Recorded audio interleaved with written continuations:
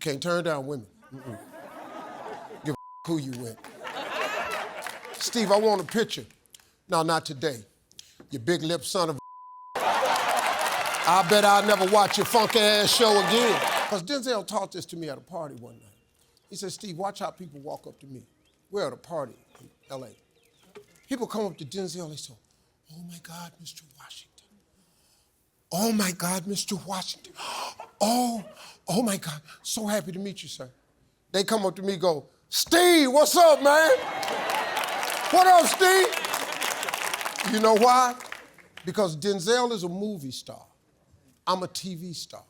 To go see Denzel, you got to get a babysitter, you got to get in your car, you got to stand in line, you got to buy a ticket, you got to get in another line, you got to buy your concessions, you sit down, you wait for some credits to come on, previews, and then he comes up. Once he's done, you get in your car, you go home. You treat him with a different reverence. Me, you invite me to your house every day.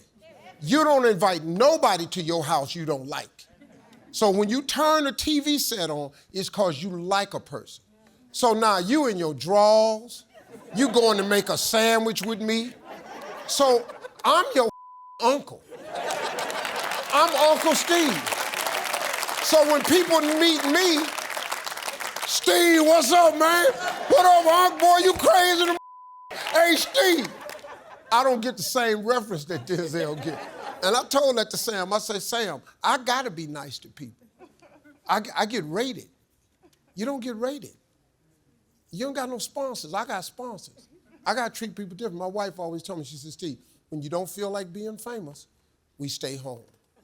But when we go out in public, you belong to them. And you ain't got to like it, but you belong to them. And my wife worked with me really hard. Because, you know, if I'm really tired, I just go, hey, man, not right now. She says, Steve, you can't do that.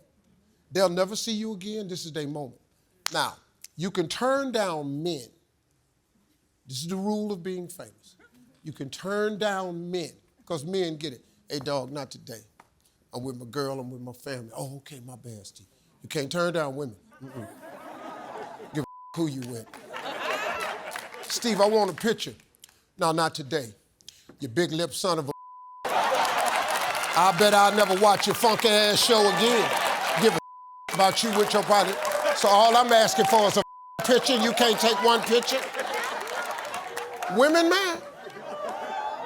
And then it goes to something my mother taught me. You know, my mother said, Steve, when you're kind to people, they'll tell everybody they know.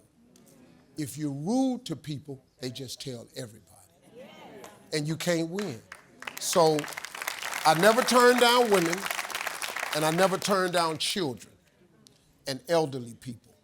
Nobody elder, man or woman. If you're older than me, I'll give you whatever you ask me for. If you're a woman, I try to come. First of all, success is not fame or money. You just get that out the way.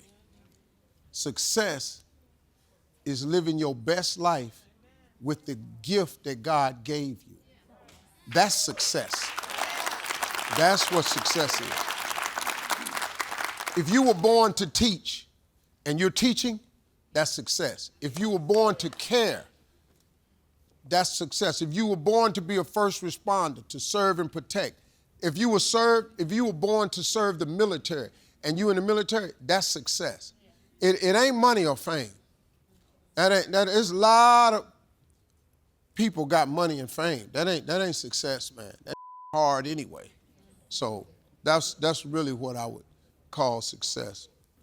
I'm successful in my own right because I took the gift God gave me and I pounded it, man.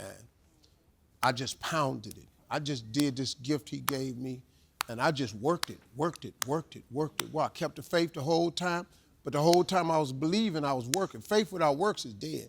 You can believe all you want if you ain't gonna put no effort behind it. So I just pounded the gift. It just so happens I have a gift that I've learned to multiply. And then I put some financial goals to it.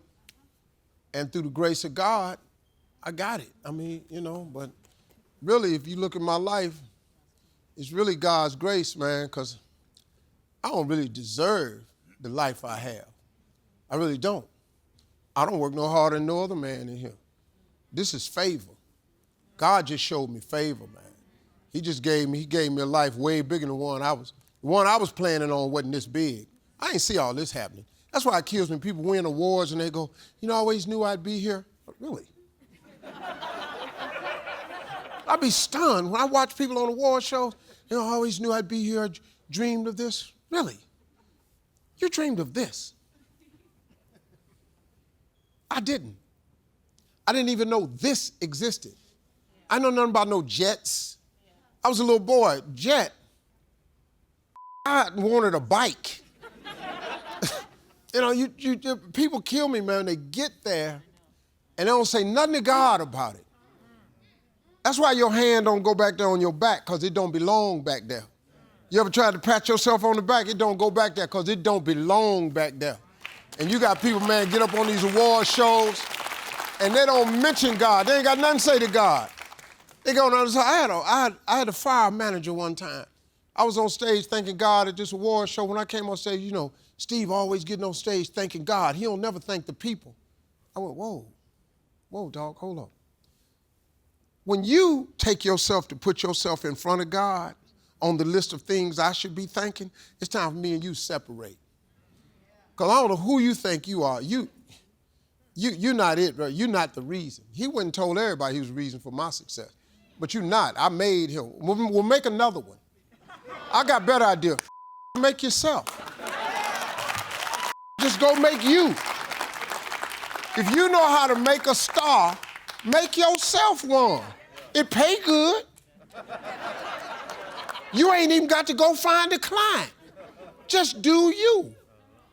So, you know, man, that's my thing about success. Gift is the thing that you do the absolute best with the least amount of effort. For me, it was comedy. So once you identify it, then that's the beginning of it.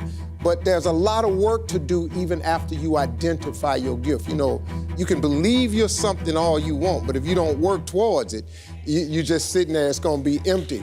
And so that takes me to page 159 in my book, chapter 12. It was called Tale of the Tape. Now this goes back, so I used to do a little boxing a while back, and the Tale of the Tape was interesting because it was an analysis of each boxer's physical stats. That's, again, about assessing strengths and weaknesses. And in the book is what we all need to do on our path to success. We need to make a tale of tape of ourselves. You gotta have an honest assessment of who you are. You gotta determine your strengths and weaknesses. You can't give your best if you don't know what your best is. You also need some outside perspective. If you listen to people that's close to you, that have your best interests outside, you can use these outside observers to gain knowledge to assess yourself. And when you reach out to get these outside opinions, be open, keep your emotions in check. But you can't say that, but just keep your emotions in check.